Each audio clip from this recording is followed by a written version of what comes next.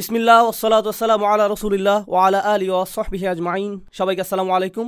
ওকে, আমার মনে হয় না যে আরেকটা বিরতি দিতে হবে। আমি বিরতির মুডে নেই। ঠিক আছে, আমরা এখন অন্তিম পর্বে। ঠিক আছে, তো আমরা ষষ্ঠ অনুচ্ছেদে রয়েছি। এটা শুরু করার আগে আমি আপনাদের সাথে এ পর্যন্ত যা আলোচিত হয়েছে তার একটা পুনরালোচনা করতে চাই। ভূমিকাটি ছিল কোরআন নিয়ে আর সেই মানুষদের নিয়ে যারা এটাকে অস্বীকার করে। দ্বিতীয় অনুচ্ছেদটি ছিল, আমি ভুলে গেছি কি ধরনের ইতিহাস, আপনাদের মনে আছে? সেই শহর, তিনজন রাসূল এবং সেই একাকী ঈমানদার। ঠিক আছে, এটা দ্বিতীয় অনুচ্ছেদ। তৃতীয় অনুচ্ছেদটির বিষয় কি ছিল? আপনার চারপাশের জগৎ এবং আপনার সামনে যা কিছু রয়েছে তা সম্পর্কে। তারপর চতুর্থ অনুচ্ছেদটি ছিল সেই মানুষদের সম্পর্কে যারা চিন্তা করতে অস্বীকৃতি জানায়। পঞ্চম অনুচ্ছেদের বিষয়বস্তু কি ছিল? সতর্কতা। কোরআনে কত ধরনের সতর্কতার কথা রয়েছে, সেগুলো কি কি? ধ্বংস, বিচার দিবস, আর সেই কথোপকথনের ভিতরে আল্লাহ জান্নাত সম্পর্কে বিস্ময়কর কিছু বিষয় বলেছেন, তাই না? তো তিনি এটাকে সেই সতর্কতার সাথেই রেখেছেন। আর তারপর এই অনুচ্ছেদটি সমাপ্ত হয়ে গেল। আমরা এখন রয়েছি ষষ্ঠ অনুচ্ছেদে। ষষ্ঠ অনুচ্ছেদকে আমরা সমাপনী অনুচ্ছেদ বলতে পারি। এটা উপসংহার। আর এই উপসংহারে আল্লাহ প্রথম অনুচ্ছেদ থেকে পঞ্চম অনুচ্ছেদ পর্যন্ত আলোচিত সকল মৌলিক ধারণাগুলোর পুনরালোচনা করবেন কোনো না কোনোভাবে। এই জিনিসগুলোর পুনরাবৃত্তি হবে। এটা এরকম যে আপনি এই সূরাটি শেষ করার সময় সূরাটি জুড়ে যে পথ নির্দেশনামূলক শিক্ষা এবং মূলনীতিগুলো আল্লাহ দিয়েছেন তার একটা পুনরালোচনা সহকারে সূরাটি শেষ করবেন। আউযু বিল্লাহি মিনাশ শাইতানির রাজীম। বিসমিল্লাহির রহমানির রহিম। ওমা আল্লামনাহু শি'রা ওমা ইয়ামবাগি লাহু। আমরা তাকে কাব্য শিক্ষা দেইনি, আর এটা তার জন্য মানানসইও নয়। এটা তার জন্য যথাযোগ্য না যে তিনি কবিতা রচনা করবেন। ইন হুয়া ইল্লা যিকরুন ওয়া কুরআনুম মুবিন। এটা একটি স্মরণিকা ছাড়া আর কিছুই না। এটা স্মারক ছাড়া আর কিছুই না। আর এটা এমন কোরআন যা সম্পূর্ণরূপে সুস্পষ্ট, যা অত্যন্ত স্বচ্ছ। এটা কোনো মানুষ তথা সৃজনশীল কোনো কবির সৃষ্টি না, বরং এটা অনুপম কোরআন। এটা কিসের পুনরালোচনা? কোথায় এমন কথা এসেছে? তানজিল আল আজিজির রহিম ওয়াল কুরআনিল হাকিম ইন্নাকা লামিনাল মুরসালিন। এগুলো শুরুতেই ছিল, তাই না? এখন এটা পুনরায় এসেছে, কিন্তু এখন বলা হচ্ছে আমরা তাকে কাব্য শিক্ষা দেইনি। আমি কাব্যের এই ধারণা নিয়ে কিছু বলতে চাই। আপনারা জানেন যে রাসূল সাল্লাল্লাহু আলাইহি সাল্লামের কাব্য প্রতিভা ছিল না। যদিও এটা তিনি পছন্দ করতেন, তিনি আসলে এটা পছন্দ করতেন। তার এমন সাহাবীও ছিলেন যারা এটা পছন্দ করতেন, যারা এতে পারদর্শী ছিলেন। এই সূরায় রাসূল সাল্লাল্লাহু আলাইহি সাল্লামকে কিসের সাথে তুলনা করা হয়েছে? তার সাহাবীদেরকে কিসের সাথে তুলনা করা হয়েছে? আপনাদের কি মনে আছে যে আল্লাহ বলেছিলেন সূর্যের জন্য এটা মানানসই নয় যে এটা চাঁদকে ধরে ফেলবে? মনে আছে সেটা? লাশামসু ইয়ামবাগি লাহা আন তুদরিকাল কমার। ইয়ামবাগি, এই সূরায় ইয়ামবাগি শব্দটি আর একবার মাত্র ব্যবহৃত হয়েছে। ওমা আল্লামনাহু শি'রা ওমা ইয়ামবাগি লাহু। আমরা তাকে কাব্য শিক্ষা দেইনি, এটা তার জন্য মানানসইও না। তো শুধু দুইবার ইয়ামবাগি শব্দটি ব্যবহৃত হয়েছে, সূর্যের জন্য এবং রাসূল সাল্লাল্লাহু আলাইহি সাল্লামের জন্য। সিরাজাম মুনিরা। সুবহানাল্লাহ। এমনকি এগুলো সম্পর্কযুক্ত এবং সঙ্গতিপূর্ণ। এখানে সংযোগটি এমনিতেই প্রতিভাত হয়ে ওঠে, কিন্তু ভাষার মাধ্যমেও সংযোগ তৈরি করা হয়েছে। তো চমৎকার এই চিত্রায়ন। আমরা তাকে কাব্য শিক্ষা দেইনি, এটা তার জন্য মানানসইও না। এর মানে যা সূর্যের জন্য মানানসই তা চাঁদের জন্য মানানসই হবে না। যার অর্থ রাসূল সাল্লাল্লাহু আলাইহি সাল্লামের জন্য যা মানানসই তা সাহাবীদের জন্য যেটা মানানসই সেটার সমতুল্য হবে না। রাসূল সাল্লাল্লাহু আলাইহি সাল্লামের কোনো কাব্য প্রতিভা ছিল না। আল্লাহ তাকে এটা শিখতে দেননি, তিনি তাকে এটা মোটেই শিক্ষা দেননি। কিন্তু সাহাবীগণ কি ছিলেন? এতে পারদর্শী ছিলেন। নবীজি কবিতা শুনতে ভালোবাসতেন। একটা ঘটনা আমার মনে গেঁথে আছে, তা এই আয়াতের সাথে সম্পর্কিত। রাসূল সাল্লাল্লাহু আলাইহি সাল্লাম কবিতা মুখস্থ করার চেষ্টা করতেন। যখন তিনি ভালো কবিতা শ্রবণ করতেন তিনি তা মুখস্থ করার চেষ্টা করতেন। আসলে এই দৃষ্টিকোণ থেকে এটা রাসূল সাল্লাল্লাহু আলাইহি সাল্লামের এমন একটা গুণ যা আমার স্মরণে আসে যখন আমি আমার বাবার সাথে কথা বলি। আমার বাবা কবিতা ভালোবাসেন, কিন্তু তার মুখস্থ বিদ্যা অত্যন্ত ভয়ঙ্কর। তিনি কোনো কবিতাই মুখস্থ রাখতে পারেন না। তিনি শুধু একটি কবিতাই পারেন, আর তিনি এটাই আমাকে সবসময় শুনান। সব সময়। তার যে জিনিসটা আমি ভালোবাসি তা হলো তিনি প্রতিবার এটা আমাকে এমনভাবে শুনান যে তিনি নিশ্চিত থাকেন কবিতাটি যেভাবে সমাপ্ত হবে তা শুনে আমি বিস্মিত হয়ে যাব। আমি কি কবিতাটি শোনাবো? ঠিক আছে, বলছি। এটা উর্দুতে। দুঃখিত, বাকি যারা আছেন তারা ইস্তেগফার করতে থাকুন। তিনি বলেন, एक शेर सुनाता हूँ, ज़रा गौर से सुनिए। जाओ मैं नहीं सुनाता, किसी और से सुनिए। That's all he ever does. এটুকুই তিনি পারেন। এরপর তিনি হাসতে থাকেন। আর আমার মনে হয় এটা নবীর গুণ, কারণ তিনি আজীবন কবিতা মনে রাখতে পারেননি। যাই হোক, যা ঘটেছিল তা হলো রাসূল সাল্লাল্লাহু আলাইহি সাল্লামের জীবদ্দশায় একটা যুদ্ধে এক নওমুসলিম ছিলেন, আর এই নওমুসলিমটি আগে ছিলেন একজন গোত্রপ্রধান। ঠিক আছে, একটি যুদ্ধ হচ্ছে আর গোত্রপ্রধান নওমুসলিমটি সেখানে ছিলেন। আর ইসলামের আবির্ভাবের আগে গোত্রপ্রধান মানে ছিল অনেক বড় কিছু। আপনি যদি যুদ্ধে যান আর বিজয়ী হন, তাহলে কে সবচেয়ে বেশি অংশ পাবে? গোত্রপ্রধান। কিন্তু এখন সে শুধুমাত্র একজন মুসলিম। আর যখন আপনি একজন মুসলিম হিসেবে যুদ্ধে যান, আপনি কতটুকু পাবেন? সমান অংশ, অন্য সবার মতো। তো তিনি আগে বড় অংশ পেতেন, এখন সমান ভাগ পাচ্ছেন। এতে তিনি অপমানিত বোধ করলেন। এই গোত্রপ্রধান যদিও তিনি মুসলিম ছিলেন, তিনি অপমানিত বোধ করলেন। তাই তিনি মূলত একটা কবিতা রচনা করলেন যেভাবে তিনি অপমানিত হয়েছেন। ঠিক আছে, তো তিনি বললেন উহিন্তু বাইনা আকরা ওয়া উআইনা। এটা তার কবিতার একটা অংশ। আমি অপমানিত হয়েছি আকরা এবং ওয়াইনা গোত্রের মধ্যবর্তী স্থানে। আকরা এবং ওয়াইনা হলো তার দুটি গোত্রের নাম। তো তিনি বললেন এই দুটি গোত্রের মাঝখানে আমার সুনাম ভুলুণ্ঠিত হয়েছে ইসলামের কারণে। তো যখন তিনি কবিতাটি রচনা করলেন, যেহেতু তিনি কাব্যে পারদর্শী ছিলেন, কবিতাটি ছড়িয়ে পড়ল। কিন্তু মুসলিমরা যখন এই কবিতাটি শুনল, এটা সেনাবাহিনীর মনোবলে আঘাত করেছিল। তো রাসূল সাল্লাল্লাহু আলাইহি সাল্লাম বললেন কিছু অর্থ তাকে প্রদান করো, কারণ এই কবিতাটি মুসলিমদের যন্ত্রণা দিচ্ছিল। কয়েক বছর পর রাসূল সাল্লাল্লাহু আলাইহি সাল্লাম এই ব্যক্তিকে দেখতে পেলেন। এর আগে তারা একে অপরের মুখোমুখি হননি। আর রাসূল সাল্লাল্লাহু আলাইহি সাল্লাম বললেন, তুমি সেই ব্যক্তি না যে ওই কবিতাটি রচনা করেছিলে? তারপর রাসূল সাল্লাল্লাহু আলাইহি সাল্লাম কবিতাটি স্মরণ করার চেষ্টা করলেন। তিনি আকরা এবং রুয়াইনা শব্দ দুটিকে স্থানান্তরিত করে বললেন রুয়াইনা ও আকরা। সেই দুইটি গোত্র, তিনি তাদের নামকে স্থানান্তরিত করে বললেন। কবিতাতে এটা কি কোনো সমস্যা? কারণ কবিতাতে একটা নির্দিষ্ট ছন্দ থাকে। আপনি যদি ছন্দ বজায় না রাখেন, এটা গোটা জিনিসটাকে এলোমেলো করে দেয়। এখানে তথ্যটি গুরুত্বপূর্ণ না, বরং কবিতার ভঙ্গিটি গুরুত্বপূর্ণ। তখন আবু বকর রাদিয়াল্লাহু তাআলা আনহু রাসূল সাল্লাল্লাহু আলাইহি সাল্লামের পাশে ছিলেন। আর আবু বকর কবিতায় খুব ভালো ছিলেন। তিনি রাসূল সাল্লাল্লাহু আলাইহি সাল্লামকে আস্তে করে বললেন, ইয়া রাসূলুল্লাহ, এটা ছিল বাইনা আকরা ওয়াইনা ও আকরানা, একটা অন্যটার স্থানে। আর রাসূল সাল্লাল্লাহু আলাইহি সাল্লাম বললেন, এতে কি এমন পার্থক্য হয়েছে? আপনি এটা একজন কবিকে বলবেন না, তাই না? এতে কি এমন পার্থক্য হয়েছে? তো আবু বকর সিদ্দিক রাসূল সাল্লাল্লাহু আলাইহি সাল্লামকে বললেন, আল্লাহ সত্য বলেছেন যখন তিনি বলেছেন অমা আল্লামনাহু শি'রা ওমা ইয়ামবাগি লাহু। তাকে কাব্য শিক্ষা দেইনি, এটা তার জন্য মানানসইও না। তো যাই হোক, আল্লাহ রাসূল সাল্লাল্লাহু আলাইহি সাল্লামকে মোটেই কাব্য প্রতিভা দান করেননি, আর এটা তার জন্য মানানসইও না। কারণ এই সমস্ত বিষয় নিয়ে কথা বলার মতো সময় তার ছিল না। তার বক্তব্যের বিষয়বস্তু ছিল সবচেয়ে অকাট্য, স্বয়ং কোরআনুল হাকিম। এগুলো করার সময় তার নেই। এখন তিনি বলছেন ইনহুয়া ইল্লা যিকরুন, এটা স্মরণিকা ছাড়া আর কিছু না। ইনহুয়া ইল্লা হলো কোরআনের বক্তব্য প্রকাশের একটি ভঙ্গি, যা খুবই শক্তিশালী। কোরআনের সার্বজনীন সংজ্ঞাগুলোর একটি হলো এটা একটা স্মরণিকা। আর স্মরণিকার বাস্তবতা হলো এটাকে সবসময় পুনরাবৃত্ত হতে হবে। কোরআন থেকে আপনি জানতে পারবেন যে স্মরণিকার দ্বারা হৃদয় উপকৃত হয়। স্মরণিকা হলো হৃদয়ের জন্য। আলা বিযিক্রিল্লাহি তাতমাইন্নু আল কুলুব। তো জিকির হলো হৃদয়ের জন্য। আগফালনা কলবাহু আন যিকরিনা, আমি তার হৃদয়কে আমার জিকির থেকে বিমুখ করে দিয়েছি। তো কোরআন প্রথমত হলো জিকির, যার মানে এটা আপনার হৃদয়কে প্রভাবিত করার কথা। কিন্তু তারপর তিনি বলছেন ইনহুয়া ইল্লা যিকরুন ওয়া কুরআনুম মুবিন, এটা সুস্পষ্ট কোরআন। এখন সুস্পষ্টতা হৃদয়ের বিষয় না, কিসের বিষয়? এটা মনের বিষয়। তো এর আবৃত্তিটি হওয়া উচিত আধ্যাত্মিক, আর একই সাথে এর হওয়া উচিত বুদ্ধিবৃত্তিক। আপনারা ওমা আলাইনা ইল্লাল বালাগুল মুবিন এই ধারণাটি জানেন। এর দুটি আঙ্গিক পুনরায় চলে আসলো এখানে। ইনহুয়া ইল্লা যিকরুন কুরআনুম মুবিন লিউনযিরা মান কানা হাইয়ান, যাতে কোরআন সতর্ক করতে পারে তাকে যে জীবিত আছে। অবশ্যই কোরআন সতর্ক করে এমন ব্যক্তিকে যে জীবিত। কিন্তু এখানে আমরা এমন কিছু শিখছি যা প্রথম অনুচ্ছেদের পুনরালোচনা। প্রথম অনুচ্ছেদে আল্লাহ আমাদেরকে বলছেন ইন্না নাহনু নুহিল মাউতা, আমরা মৃতকে জীবন দান করি। মনে আছে সেটা? এর একটা অর্থ এটাও ছিল যে তিনি মৃত হৃদয়কে জীবিত করে তোলেন। আর এর শেষে তিনি বলছেন যাতে আপনি এমন কাউকে সতর্ক করতে পারেন যার হৃদয়ে এখনও কিছুটা জীবন রয়েছে।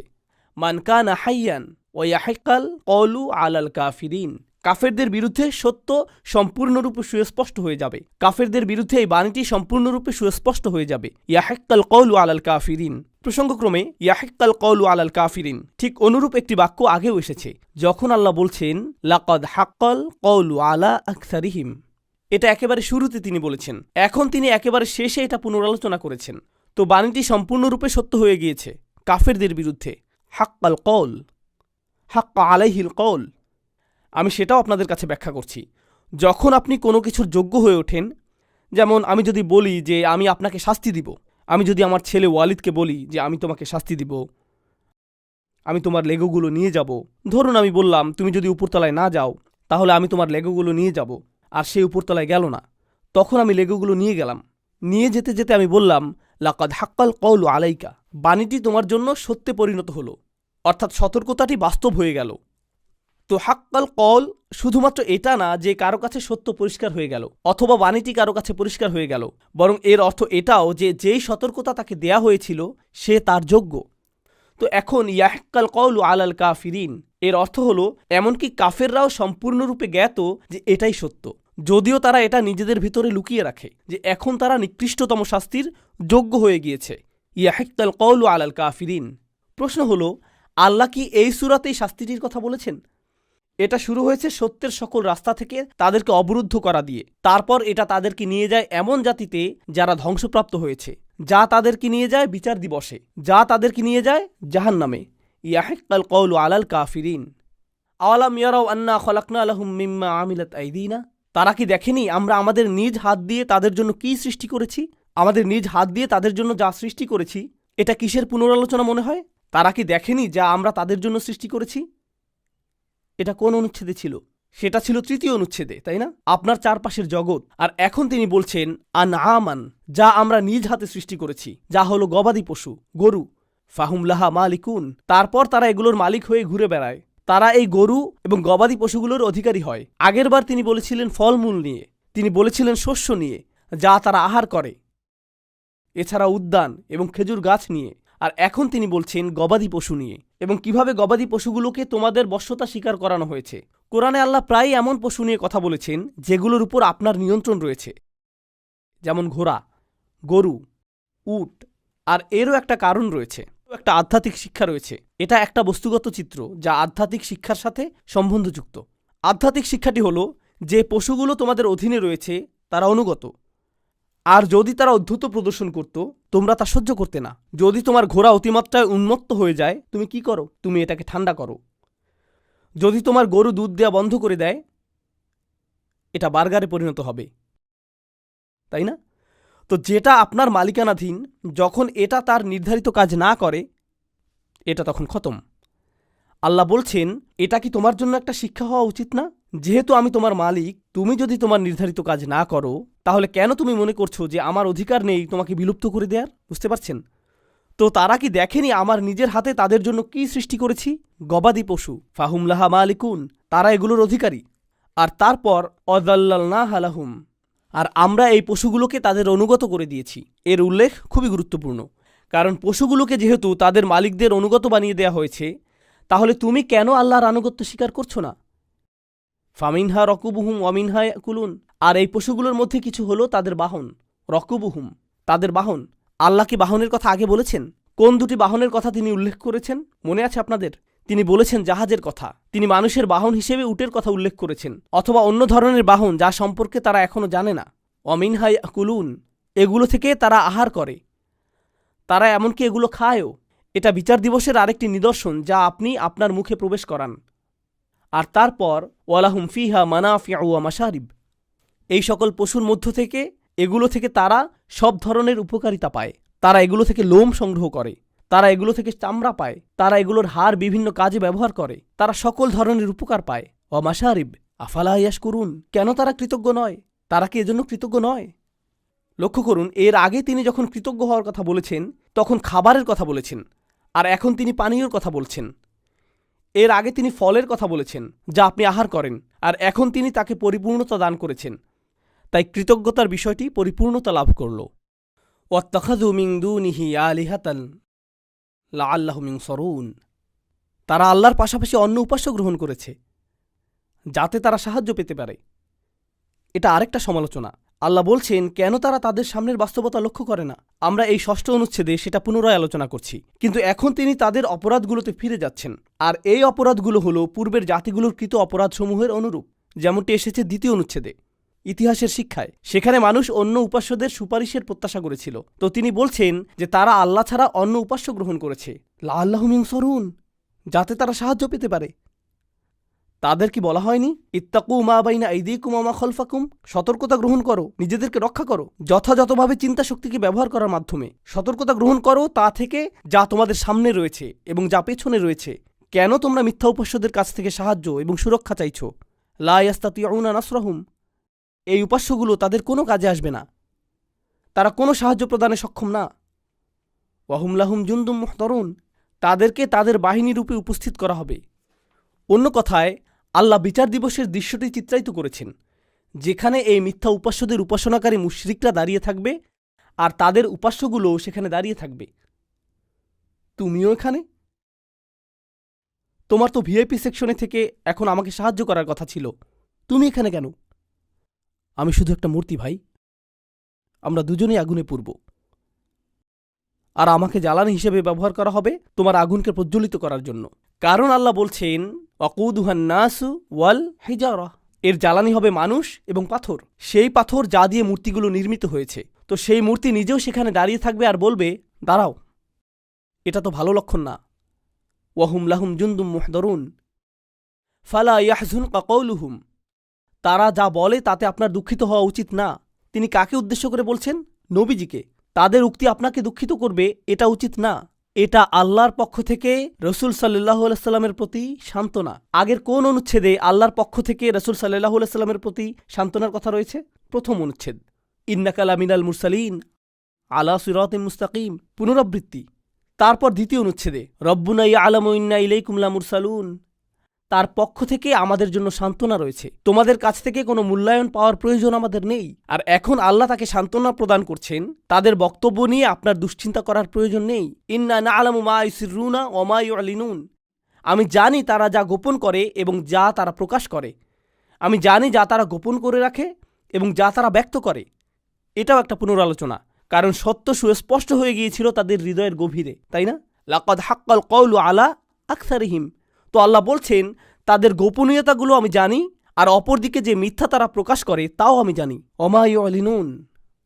এখন আওয়ালাম ইয়ারাল ইনসানু, এই আয়াতে যাওয়ার আগে আসুন জেনে নেই কেন তারা বাণীটি প্রত্যাখ্যান করেছিল, কেন তারা জিনিসগুলো গোপন করেছিল আর প্রকাশ করেনি যা তারা সত্য হিসেবে জানত। অহংকার, তাই না? তো আল্লাহ এখন অহংকারকে আঘাত করবেন, কারণ এটাই প্রকৃত সমস্যার কারণ হয়ে দাঁড়িয়েছে। মানবজাতি কি দেখেনি যে আন্না খলাকনাহু মিন নুতফা, আমরা তাকে সৃষ্টি করেছি নোংরা তরল থেকে, একটা ফোঁটা থেকে। ফাইদা হুয়া খসিমুম মুবিন, তারপর আকস্মিকভাবে সে প্রকাশ্যে একটানা তর্ক করা শুরু করল। সে নিজেকে কি মনে করেছে? আপনারা জানেন সূরাটির শুরুতে কুরাইশদেরকে জিজ্ঞেস করা হয়েছিল যে তোমরা নিজেদেরকে কি মনে করছো, আর এখন আল্লাহ বলছেন মানবজাতি নিজেকে কি মনে করছে? তুমি শুধুমাত্র একটু নোংরা তরল, তুমি এতই বড় হয়ে গেছো আর এখন তর্ক করা শুরু করেছো। পাকিস্তানিরা এটা ভালো করে জানেন। আমরা এই বাক্যটা আমাদের সন্তানদের ক্ষেত্রে ব্যবহার করি যখন তারা উঁচু স্বরে কথা বলে। হা হা, আপ তো তুম বহুত বারে হো গায়ে হো, এখন তো তুমি অনেক বড় হয়ে গেছো, মাশা আল্লাহ। এরকম আগে শুনেছেন? আল্লাহ আসলে এটাই ব্যবহার করেছেন কুরাইশদের সাথে। ও, তোমরা এখন অনেক ক্ষমতাধর হয়ে গেছো, এখন তোমরা আল্লাহর সাথে তর্ক করতে চাও। চমৎকার। আর এই ধারণাটি ফাইদা হুয়া খসিমুন, আকস্মিকভাবে সে তর্ক করা শুরু করলো। তর্ক করা সম্পর্কে এই প্রথম আমরা শুনছি না। আল্লাহ আগে বলেছেন মা ইয়ানজুরুনা ইল্লা সাইহাতান ওয়াহিদাতান তাখুযুহুম ওয়া হুম ইয়াখিসিমুন, শুধুমাত্র একটি বিস্ফোরণ ছাড়া তারা আর কিছুই দেখবে না যখন তারা তাদের যুক্তিতর্কে লিপ্ত থাকবে। আর আল্লাহ বলেছেন যে তোমরা কি মনে করছো যে এই যুক্তিতর্ক করার সুযোগ তোমাদের রয়েছে? তোমরা কি মনে করছো যে এরকম জঘন্য হওয়ার সুযোগ তোমরা পাবে?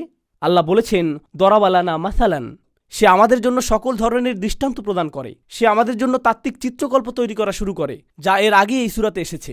আনুতাইমু আল্লাহু ইয়াশাউল্লাহু ওয়া তাআমা, আমরা কি এমন কাউকে আহার করাবো যাকে আল্লাহ চাইলে নিজেই আহার করাতে পারতেন? আল্লাহ যদি চাইতেন তিনি নিজেই তাদেরকে আহার করাতে পারতেন। সে আল্লাহকে নিয়ে মতবাদ তৈরি করছে, তাই না?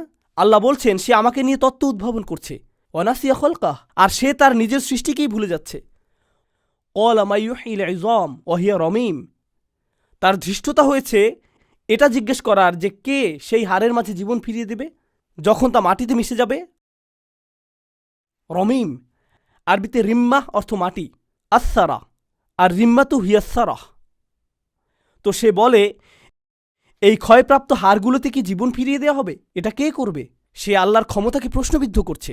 এটা অহংকারের চরম সীমা। ভুলে গেছ যে তুমি নিজে কি থেকে সৃষ্টি হয়েছ? তা মাটির চেয়েও জঘন্য।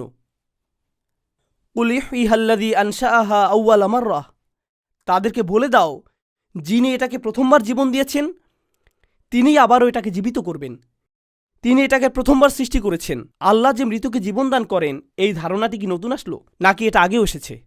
এখানে আবারও পুনরাবৃত্তি হল। ওয়াহুয়া বিকুল্লি খলকিন আলিম, আর তিনি সকল ধরনের সৃষ্টি সম্পর্কে অবগত। সকল ধরনের সৃষ্টির ব্যাপারে তিনি সর্বদা অবগত। আল্লাহ সকল ধরনের সৃষ্টি সম্পর্কে জানেন। এই একটি উক্তি হল গোটা তৃতীয় অনুচ্ছেদটির পুনরালোচনা, যেখানে ছিল আল্লাহর সৃষ্ট নিদর্শনগুলোর বর্ণনা। এই সবগুলো এখানে আবারও ধারণ করা হলো, যা মানুষ নিজেদের হাতে তৈরি করে, যা তারা নিজেদের হাতে তৈরি করতে পারে না, যা তারা নিজেদের মুখ দিয়ে আহার করে, পশু পাখিগুলো যা তাদের সেবায় নিয়োজিত। আল্লাযী জাআলা লাকুম মিনাশ শাজারিল আখদারি নারা, এই আয়াতটি অসাধারণ। তিনি সবুজ বৃক্ষ থেকে তোমাদের জন্য আগুন সৃষ্টি করেছেন। ফাইদা আনতুম মিনহু তুকিদুন, তোমরা এটা থেকে আগুন জ্বালাও। এই সূরা থেকে এই প্রথম আমরা বৃক্ষ সম্পর্কে জানছি। কারো কি মনে আছে এই সূরায় বৃক্ষের কথাটা কোথায় এসেছে? খেজুর গাছ। খেজুর গাছগুলো কিসের সারণিকা? জান্নাতের। আর এই গাছই আগুন তৈরিতে ব্যবহৃত হয়, যা একটা স্মরণিকা হওয়া উচিত জাহান্নামের। এটা কি অবিশ্বাস্য না? দুইবার তিনি বৃক্ষের কথা বলেছেন। একটি বর্ণনা জান্নাতের কথা স্মরণ করিয়ে দেয়, অপর বর্ণনা স্মরণ করিয়ে দেয় জাহান্নাম। কিন্তু তিনি এখানে যা বলেছেন তা লক্ষণীয়। তিনি বলেছেন যে তিনি একটি সম্পূর্ণরূপে সবুজ বৃক্ষকে আগুনে পরিণত হওয়ার সক্ষমতা দান করেছেন। কিন্তু এটা নিজে থেকে আগুনে পরিণত হয় না। ফলমূলগুলো নিজে থেকেই উৎপাদিত হয়, এর সৌন্দর্য নিজে থেকেই সৃষ্টি হয়, কিন্তু আগুন নিজে থেকে সৃষ্টি হয় না। ফাইদা আনতুম মিনহু তুকিদুন, তোমাদের নিজেদেরকে এটা জ্বালাতে হয়, তোমাদের নিজেদেরকে এই সবুজ বৃক্ষকে নিয়ে আগুনে পরিণত করতে হয়। আল্লাহ এখানে কি বলছেন? আল্লাহর দৃষ্টিতে জান্নাতের পথটি হলো স্বাভাবিক, কিন্তু তুমি নিজে স্বাভাবিকতার বিপরীতে গিয়ে আল্লাহ যে প্রকৃতি দিয়ে তোমাকে সৃষ্টি করেছেন তা ধ্বংস করছো, আর জাহান্নামের আগুনে নিজেকে নিক্ষেপ করছো। আল্লাহ তোমাকে জাহান্নামে নিক্ষেপ করেননি, তুমি নিজেই এটা জ্বালিয়েছ। ফাইদা আনতুম মিনহু তুকিদুন, কি অবিশ্বাস্য এটা! চিত্রটি কিভাবে পূর্ণতা পেল! বৃক্ষের প্রতি আপনার দৃষ্টিভঙ্গি আর আগের মতো নেই। এই দুইটি আয়াত দ্বারা শুরুতে যেটা উন্মুক্ত ছিল, এখন এই আয়াতে তা পূর্ণতা পেল। তিনি বললেন, আওয়ালাইসাল্লাযী খালাকাস সামাওয়াতি ওয়াল আরদ, এটা কি সম্ভব না তার জন্য যিনি আকাশসমূহ এবং পৃথিবী সৃষ্টি করেছেন? বিকাদির, সম্পূর্ণরূপে সক্ষম। আলা আন ইয়াখলুকা মিসলাহুম, যে তিনি তাদের অনুরূপ সৃষ্টি করতে পারবেন। বালা, অবশ্যই। ওয়া হুয়াল খাল্লাকুল আলিম, তিনি সেই সত্তা যিনি বারবার সৃষ্টি করেন। এখন এই আয়াত সম্পর্কে একটা বিষয় হলো, তিনি আকাশসমূহ এবং পৃথিবী সৃষ্টি করেছেন। কয়টি আকাশ রয়েছে? আপনি কয়টিতে গিয়েছেন? আপনি একটিতে গিয়েছেন? যদি আপনি বিমানে চড়ে থাকেন তাহলে একটি আকাশের কিছু অংশে গিয়েছেন, তাই না? আমরা কি সাত আসমান দেখতে পারি? আমরা কি জানি এগুলো কোথায় শুরু হয়েছে আর কোথায় শেষ হয়েছে? না, সেটা অদৃশ্য জগৎ। আল্লাহ সৃষ্টি করেছেন অদৃশ্য এবং দৃশ্যমান জগৎ। আকাশের বেশিরভাগই অদৃশ্য, আর পৃথিবী হল দৃশ্যমান। সেই সত্তা যিনি দৃশ্যমান এবং অদৃশ্য জগৎ সৃষ্টি করেছেন। প্রত্যেকবার যখন তিনি দৃশ্যমান কোনো কিছু সৃষ্টি করেন, সেটা আপনার মনে অদৃশ্য জগৎ সম্পর্কেও চিন্তার খোরাক যোগায়। খালাকাস সামাওয়াতি ওয়াল আরদ, তিনি কি আপনাকে পুনরায় সৃষ্টি করতে সক্ষম নন? দৃশ্যমান জগৎ নিয়ে এতটা আচ্ছন্ন থাকার কারণে আপনি অদৃশ্য জগতে আল্লাহর ক্ষমতা সম্পর্কে সন্দেহ পোষণ করেন। বালা, তিনি অবশ্যই এতে সক্ষম। ওয়াহুয়াল খাল্লাকুল আলিম, তিনি সেই সত্তা যিনি বারবার সৃষ্টি করেন, তিনি সকল জ্ঞানের অধিকারী। ইন্নামা আমরুহু ইযা আরাদা শাইআন, তার বিষয় তো শুধু এই যে যখন তিনি কোনো কিছু করার ইচ্ছা পোষণ করেন, আন ইয়াকুলা লাহু কুন, তিনি এটাকে বলেন হয়ে যাও, অস্তিত্বে চলে আসো, ফায়াকুন, আর এটা হয়ে যায়। জানেন এই আয়াতটি দিয়ে কি বোঝাচ্ছে? এর আগে আল্লাহ বলেছেন যে তোমাদেরকে ধ্বংস করা কঠিন কিছু না, শুধু একটি বিস্ফোরণই যথেষ্ট, আর তোমরা শেষ হয়ে যাবে। এখন তিনি বলছেন যে তোমাদের পুনরায় সৃষ্টি করা তার জন্য আরও বেশি সহজ। তাকে শুধু একটি শব্দ উচ্চারণ করতে হবে আর তোমরা পুনরায় জীবিত হয়ে উঠবে। ফায়াকুন। তোমরা কি মনে করেছো যে আমি তোমাদেরকে পুনরায় সৃষ্টি করতে পারবো না? এটা শুধুমাত্র একটা শব্দ উচ্চারণ করার মতোই সহজ। সুবহানাল্লাহ। প্রসঙ্গক্রমে আল্লাহর বাণী জীবন নিয়ে আসে। এই আয়াতে কোন শব্দটি জীবন নিয়ে আসছে, তাই না? এটা আসলে বিস্ময়কর, কারণ কোরআনও মৃত হৃদয়ে প্রাণের সঞ্চার করে, যেটা নিজেও আল্লাহর বাণী। তো এটা আল্লাহর বাণীর দুটি ভিন্ন মাত্রা, যা এই আয়াতে উল্লেখ করা হয়েছে। আর এখন আপনি উপলব্ধি করলেন সেই জীবন সঞ্চারী শক্তি এবং অদৃশ্যের সাথে দৃশ্যমান জগতের জোড়াবদ্ধতার শক্তি। প্রসঙ্গক্রমে সব ক্ষেত্রেই আপনি জোড়াবদ্ধতার বিষয়টি পাচ্ছেন, যেহেতু আল্লাহ জিনিসগুলোকে জোড়াবদ্ধভাবে সৃষ্টি করেছেন। আর তারপর তিনি বলেছেন যে একমাত্র সত্তা যার কোনো জোড়া নেই তিনি হলেন আল্লাহ। তো সূরাটি সমাপ্ত হচ্ছে এই বলে, ফাসুবহানাল্লাযী বিয়াদিহি মালাকুতু কুল্লি শাইইন। উৎকর্ষময় সেই সত্তা শুধুমাত্র যার হাতে রয়েছে সকল কিছুর রাজত্ব এবং মালিকানা। তিনি সকল কিছুর মালিক। প্রসঙ্গক্রমে এমনকি মালিকানার বিষয়টিও একটি পুনরালোচনা, কারণ তোমরা গবাদি পশুর মালিক। ফাহুম লাহা মালিকুন। তারা পশুগুলোর মালিক, কিন্তু আল্লাহ বলছেন তোমরা আসলে কোনো কিছুরই মালিক নও। সকল জিনিসের মালিকানা তারই। আর তারপর তিনি যোগ করছেন ওয়া ইলাইহি তুরজাউন। একমাত্র তার কাছেই তোমাদেরকে ফিরিয়ে নেওয়া হবে। এখন ফিরিয়ে নেয়ার বিষয়টিও একটি পুনরালোচনা, কারণ মনে আছে সেই ইমানদারের কথা যাকে হত্যা করা হয়েছিল? জানেন তিনি কি বলেছিলেন? তিনি বলেছেন ফাতরনি ওয়া ইলাইহি তুরজাউন। তিনি আমাকে সৃষ্টি করেছেন আর তোমরাও তার কাছে ফিরে যাবে। কিন্তু যখন তিনি এটা বললেন, তারা তাকে হত্যা করল। এখন আল্লাহ নিজেই কথা বলছেন, আমি নিজে তোমাদের বলছি যে তোমাদেরকে আমার কাছে ফিরিয়ে আনা হবে। এখন তোমরা কি করো আমি তা দেখতে চাই। তোমরা এজন্য আমার ইমানদারদের হত্যা করেছ। এখন আমি নিজেই কথা বলছি।